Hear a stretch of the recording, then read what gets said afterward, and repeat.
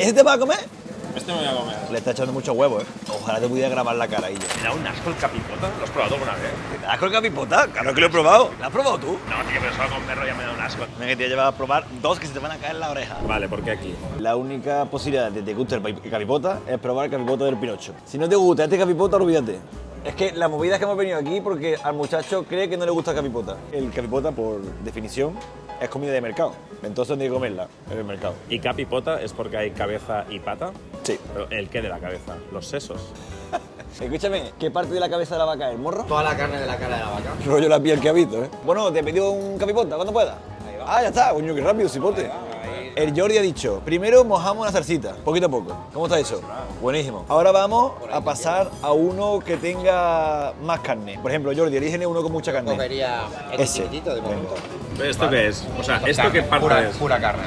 Como carrillera un poquillo. Como la carrillera, más o menos. Pero llega hasta todo lo que es el morro. Si no te gusta eso, Pura Ignacio. carne. Si no te gusta esto, ¿Cómo está eso? Espectacular. está de miedo. ¡Uh! Esto está de miedo. Lo estamos convirtiendo, ¿eh? Pero esto de aquí ya me empieza a dar Ah, asco. pues ¿Esto, eso esto como- qué, ¿Esto qué es? Vale, escúchame una cosa, pero te vas a comer el que yo diga ahora ya, ¿eh? Ya has pasado las dos pruebas primeras. Vamos con eso. Esto lo tengo que bajar con pan, tío, porque si no, así a saco no me lo como, tío. Es que yo creo que tiene que ser así. Hazlo por Juice con Punch. Está bueno, está igual. No, tío, dame pan. ¡Qué asco! Está mojado el pan este. ¿Qué cojones has hecho? Con pan tiene un pase, pero tampoco es que me flipe, tío. Pero la carne sí te ha gustado, ¿no? Lo más difícil de comer de esto es la gelatina, que es pura gelatina. Eso es lo que no lo Pero grasa es como el pie de cerdo. Si no te gusta la manita, Ya. eso ya es difícil.